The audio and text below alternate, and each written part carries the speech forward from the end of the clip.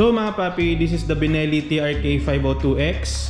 Meron siyang 500cc 4-stroke liquid-cooled na twin-cylinder engine. Para sa detailed review ng motor na to, nag-upload tayo ng video na makikita nyo dito, yan sa link na to, or sa description below ng video na to. And to start our maintenance mga papi, ang una kong ginagawa is ini-start ko yung makina for a few minutes para lang mag-warm yung langis. And for Benelli, ito yung susi niya.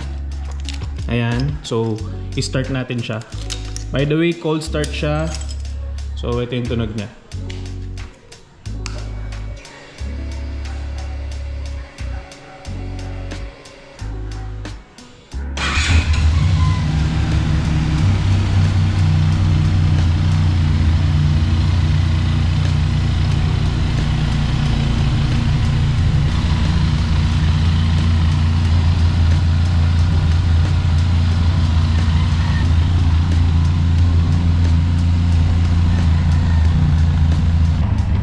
Ayan mga papi, so after a few minutes, medyo umakit na yung temperature niya. So patay na natin.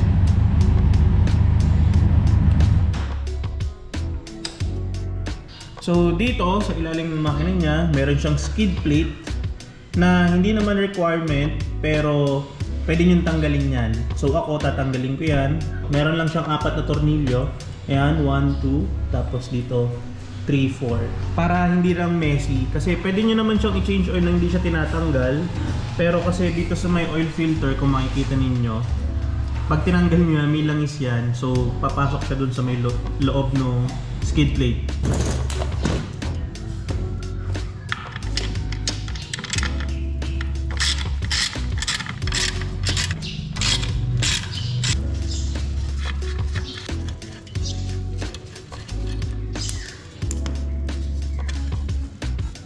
So after nyo matanggal yung skid plate, ayun, maglagay lang kayo dito ng pansulon nyo ng langis bago nyo tanggalin yung drain plug para mag-flow yung langis.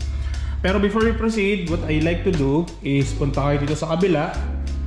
Dito makikita nyo yung sight glass. So check nyo lang yan as reference doon sa bagong langis na ilalagay ninyo. And also dito sa side na to, tanggalin nyo lang tong fill plug.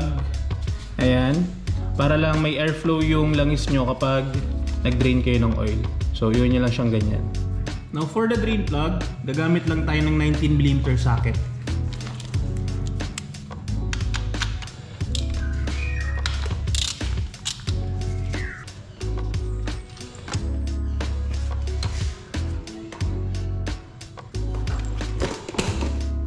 Now while draining yan, pwede ka na mag-proceed dito sa oil filter.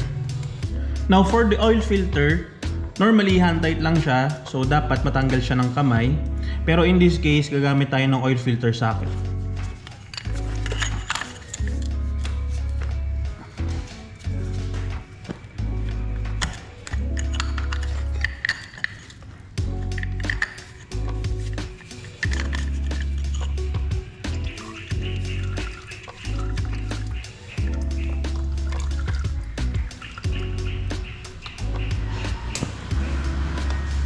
And so for after some time, ganyan na lang, dripping na lang yung sa may oil filter niya.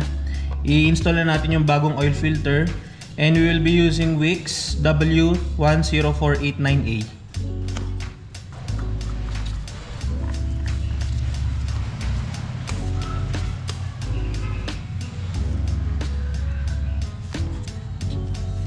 Hand tight.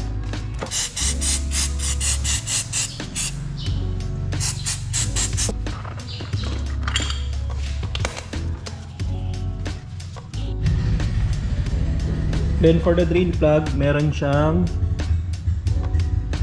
crush washer. Ayan, palitan natin. Ito yung luma, copper washer siya. So palitan din natin ng copper din ng washer.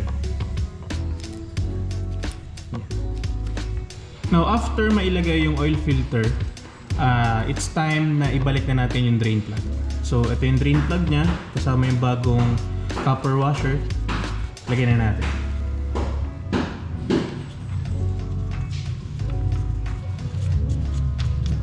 And para sa tamang torque na 19mm drain plug na to, 25 foot-pounds lang. So gamit tayo ng torque wrench.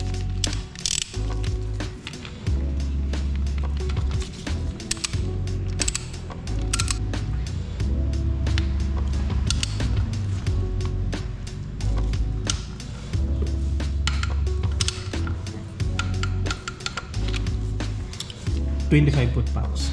Now, mag-a-add na tayo ng engine oil. So, tanggalin lang natin yung fill cap. Ayan. Tapos gamit tayo ng embudo. Ayan.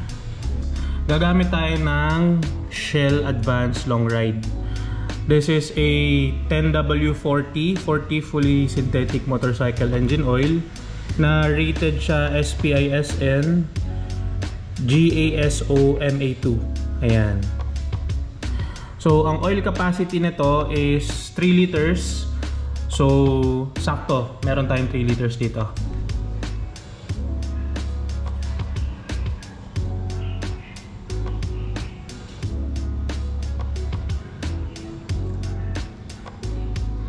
So, for the last liter mga papi, tingnan nyo lang yung sa may sight glass. Meron siyang full sa low dyan. So, ilalagay lang natin yung last liter hanggang dun lang sa taas ng full. So, tingnan nyo. So, yan. Kung makikita nyo, yung full niya sa low, nandun na siya sa taas ng full. So, may natira pa tayong konti. Ang gagawin natin ngayon, babalik natin yung cap, tapos paandarin natin siya, tapos tingnan natin kung bababa siya. Pag kailangan pa, itatap up natin siya after natin ma-start. Let's go!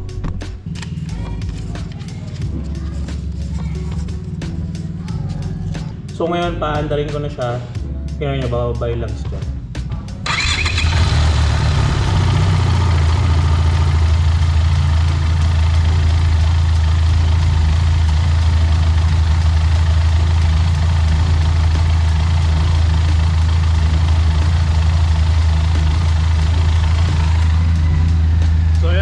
Napaandaran natin siya.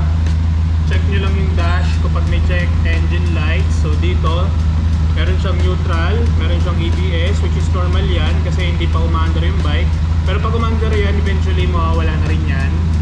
And paandarin lang natin siya around 2 to 3 minutes. Tapos kung mapapansin nyo, dito sa may side glass, yan, bumaba yung langis.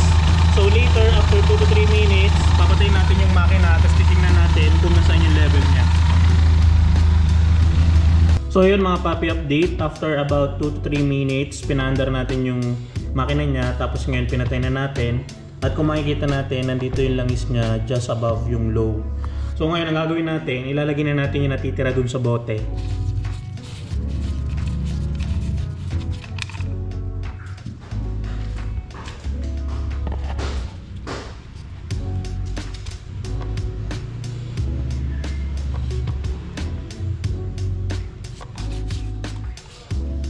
So ayan mga papi, after natin ilagay yung remaining dun sa bote, nandito na siya. So just above the low. So I think that's okay kasi ang capacity naman niya is 3 liters. Don't forget ibalik yung skid plate sa ilalim.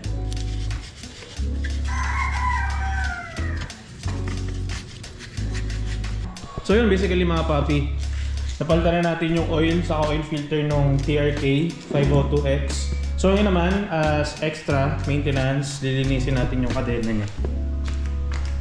Eto. So what's good about these adventure bikes, meron na silang center stand. So ngayon, free wheel na yung gulong niya. So tara. So mga papi, to clean the chains, meron tayo ditong chain cleaner, saka chain lube. So una muna, spray natin siya ng chain cleaner, tapos babrushin natin siya. And then pupunasan siya natin ng towel, tapos saka natin i-apply itong chain lube.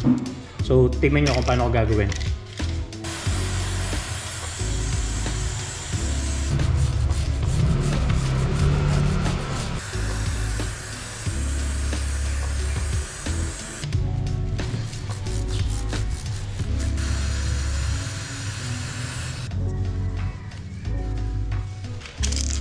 Chain lube.